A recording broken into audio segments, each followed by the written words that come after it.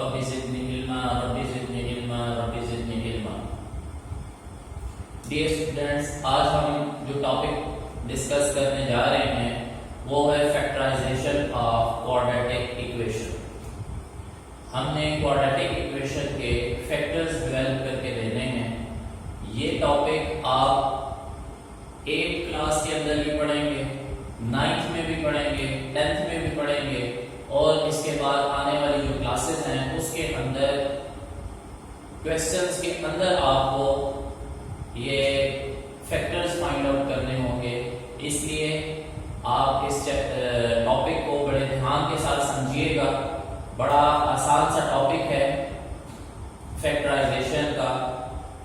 तो पहले हम फैक्टराइजेशन को डिस्कस कर लेते हैं कि फैक्टराइजेशन क्या चीज होती है क्वाड्रेटिक इक्वेशन की। बेसिकली सबसे पहले तो क्वाड्रेटिक इक्वेशन पता हो कि क्वाड्रेटिक इक्वेशन किसको कहते हैं। ऐसी इक्वेशन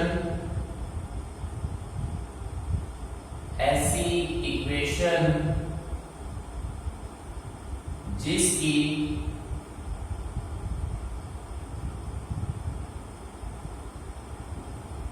हाईएस्ट पावर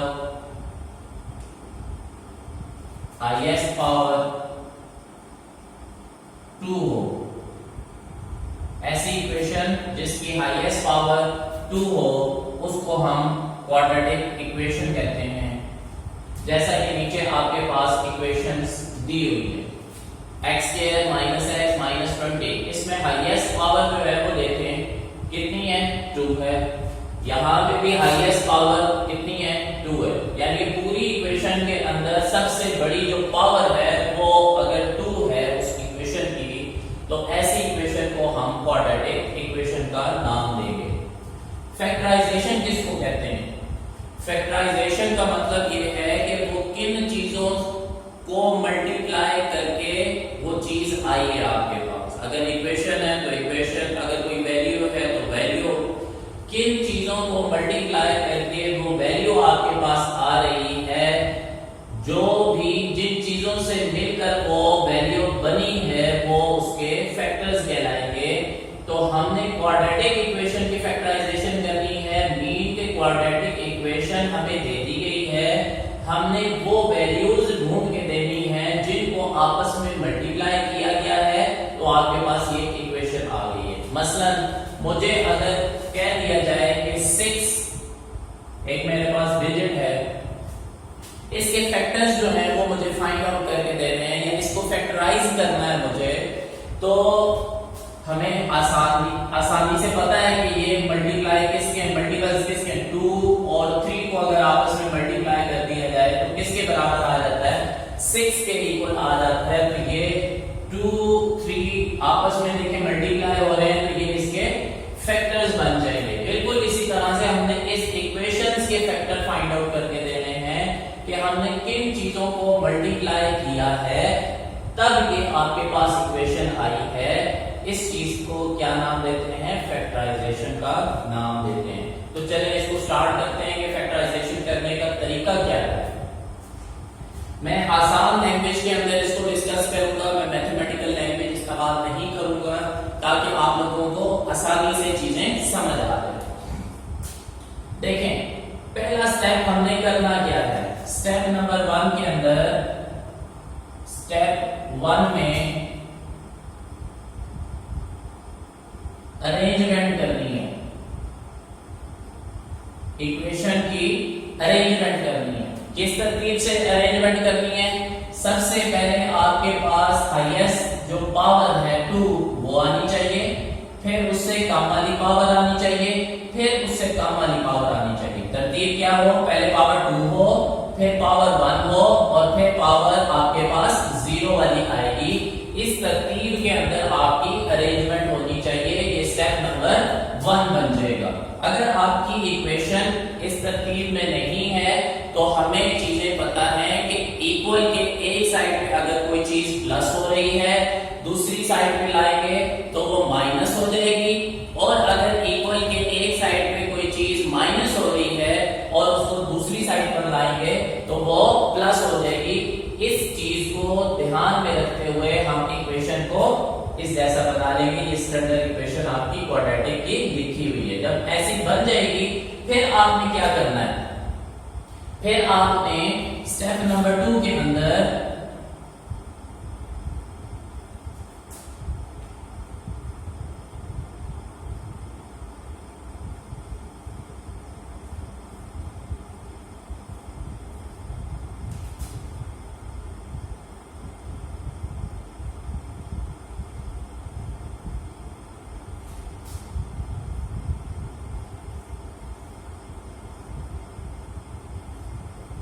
पहले और आखिरी कोफिशिएंट को आपस में आपने मल्टीप्लाई कर देना है।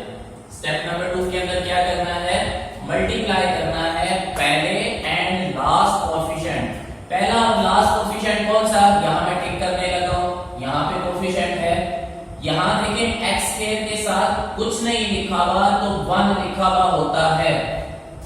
अलजेब्रा के अंदर अगर वेरिएबल के साथ आपकी कोई वैल्यू नहीं दी हुई तो वहां पे 1 जरूर मौजूद होता है।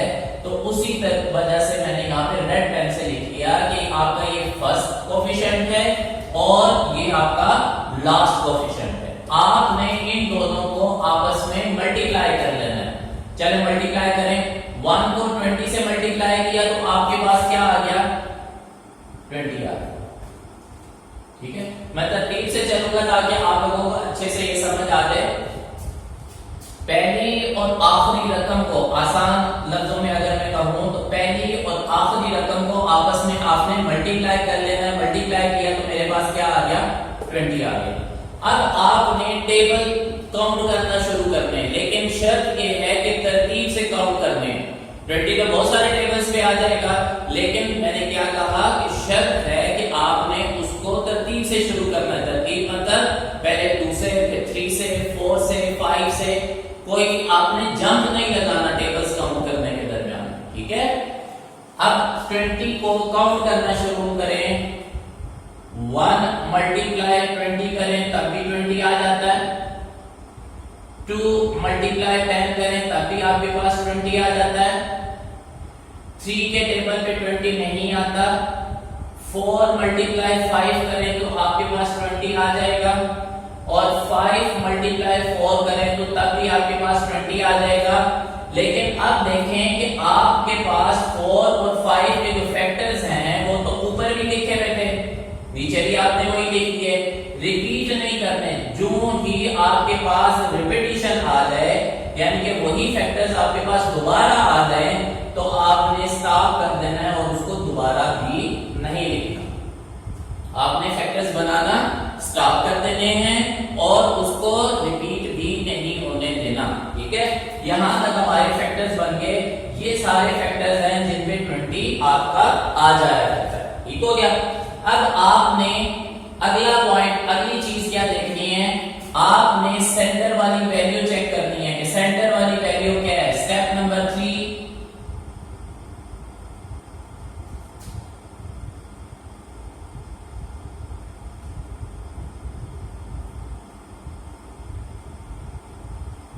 आपने सेंटर वाली वैल्यू चेक करनी है कि सेंटर वाली वैल्यू है क्या। अभी आप वेरिएबल्स को छोड़ देंगे, वेरिएबल क्या लिखा हुआ है, x है, y है, उसको अभी हम डिस्कस नहीं कर रहे। अगर ये बहुत सारी चीजें एक ही बार में डिस्कस करना शुरू कर देंगे तो आपको समझ भी नहीं आएगी, आपको पता नहीं चलेगा कि क्या क्वेश्चन के अंदर हम कर क्या रहे हैं। x को अभी छोड़ दें, x के साथ कोफिशिएंट क्या है, x के साथ क्या लगा हुआ है, मैं अभी भी बता चुका कि वेरिएबल के साथ अगर कुछ नहीं लगा हुआ होता तो वहां पे क्या मौजूद होता है, 1 मौजूद होता है। मैंने रेड पेन से यहाँ पे क्या लिख लिया, 1 लिख लिया। अच्छा, अब आपने इस 1 को तलाश करना है इन तीनों फैक्टर्स के अंदर। कैसे तलाश करना है कि 1 को अगर 20 के साथ प्लस करें या माइनस करें, 1 आना चाहिए। यानी कि ये जो फैक्टर्स आपको मिले हैं, कौन कौन से फैक्टर, 1 और 20 का, 2 और 10 का, 4 और 5 का। अभी तो आप इनको मल्टीप्लाई कर रहे हैं ना, अब आपने इनको प्लस या माइनस करना है और चेक करना है कि किस फैक्टर्स को प्लस या माइनस करें तो 1 आ जाता है। तो चले बारी बारी शुरू करते हैं। 1 और 20 को अगर ऐड करें तो हमें क्या मिलेगा, 21। 1 और 20 को अगर हम माइनस कर लें क्या मतलब हुआ कि ये हमारे काम की चीज नहीं है। 2 और 10 को अगर आपस में ऐड कर लें तो 12 आता है। 2 और 10 को अगर माइनस कर दें तो आपके पास 8 आएगा। हमें तो क्या चाहिए, हमें तो 1 चाहिए, तो इसका मतलब है ये भी हमारे काम की चीज नहीं है। 4 और 5 को अगर ऐड कर लें, प्लस कर लें तो क्या आएगा, 9 आएगा। 4 और 5 को अगर माइनस करें तो 1 आएगा ना, 1 चाहिए था, 1 आ गया। ये हमारे काम की चीज है। यहां तक बात समझ आ गई। जितने भी आपके फैक्टर्स के पेयर निकलेंगे उनमें से कोई एक पेयर आपका इस क्वेश्चन के लिए प्रूफ होगा, बाकी सारे के सारे कैंसिल हो जाएंगे। आपका ये फैक्टर निकला है और आपने 4 और 5 को क्या करना है, सबट्रैक्ट करना है।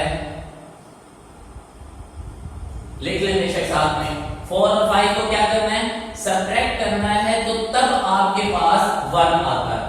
अब चलिए देखें इसके जो साथ साइन लगे हुए हैं, अब साइनों का इशू आ जाएगा। आपने अब क्या चेक करना है, स्टेप नंबर 4 के अंदर आपने साइन एडजस्ट करने हैं।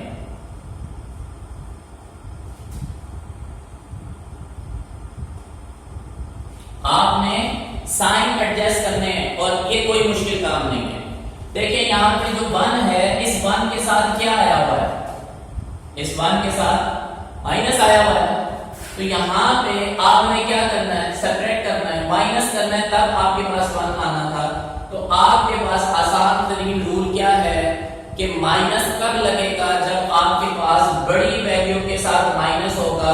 हम रूल में क्या पढ़ते हैं, प्लस माइनस माइनस और साइन बड़ी रकम का।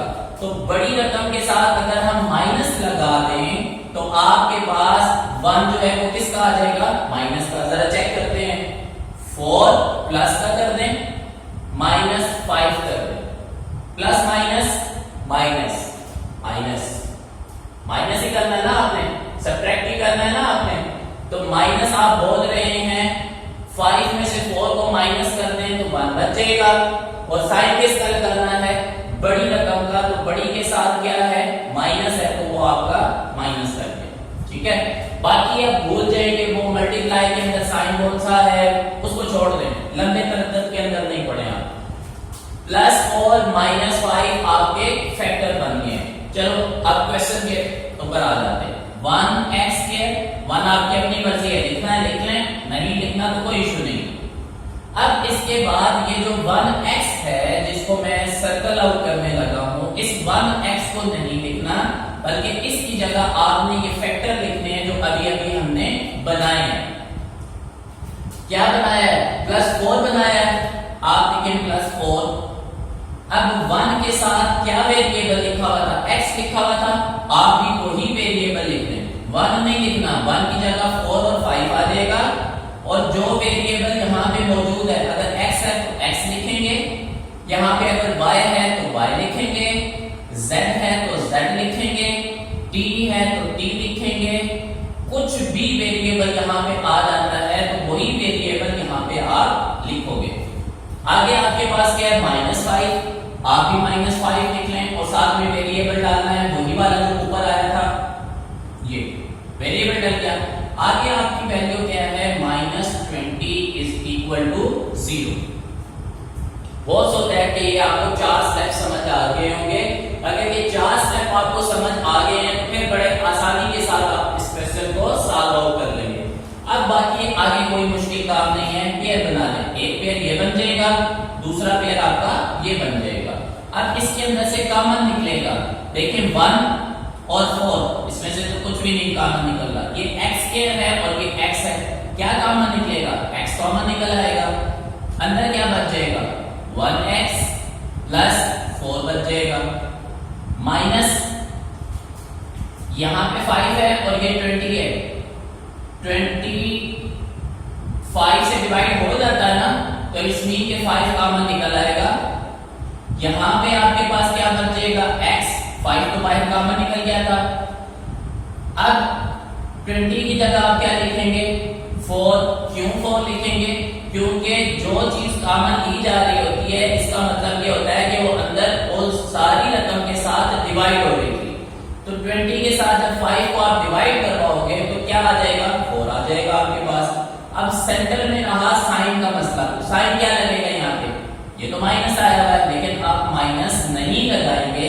क्यों नहीं लगाएंगे, क्योंकि आपने ब्रैकेट के बाहर माइनस को कॉमन ले लिया है। अगर आपने ब्रैकेट के बाहर माइनस को कॉमन लिया है तो अंदर आने वाले जितने भी साइन हैं वो सारे के सारे चेंज हो जाएंगे। अगर वो माइनस था तो प्लस बन जाएगा, और अगर यहाँ पे प्लस आएगा तो यहाँ माइनस बन जाएगा। होप सो दैट ये स्टेप भी आपको क्लियर हो गया होगा।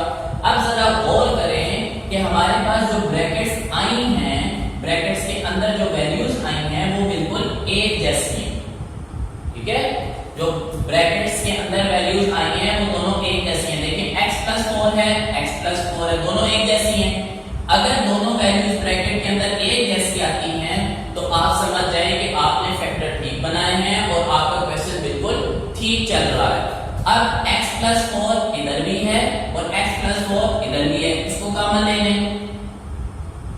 कॉमन लिया तो इस सारी रकम के अंदर से क्या बच गया, x बच गया, और इस सारी रकम के अंदर से क्या बच गया, -5 बच गया, इज इक्वल टू आपके पास क्या आ गया, 0 आ गया। ये हमने इसके फैक्टर फाइंड आउट करके, हमारे पास जो क्वाड्रेटिक इक्वेशन दी गई थी ये उसके हमने फैक्टर बना लिए। अब बाज जो क्लासेस हैं उसके अंदर हमें फैक्टर्स के बाद उसका सॉल्यूशन सेट भी फाइंड आउट करके देना होता है।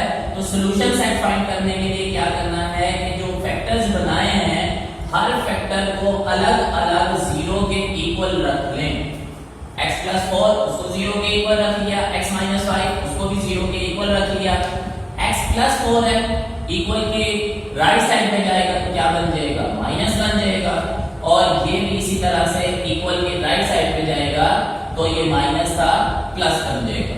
अब आप मुझसे क्वेश्चन करेंगे कि ये 0 कहां गया, तो 0 - 4 -4 ही होता है, 0 + 5 +5 ही होता है। वो एक स्टेप फालतू करने की जरूरत नहीं है, वो चीज हमें क्लियर है। और नीचे हम लिख देंगे solution set is equal to -4, 5। Hope so that कि आप लोगों को ये क्वेश्चन अच्छे से समझ आ गया होगा।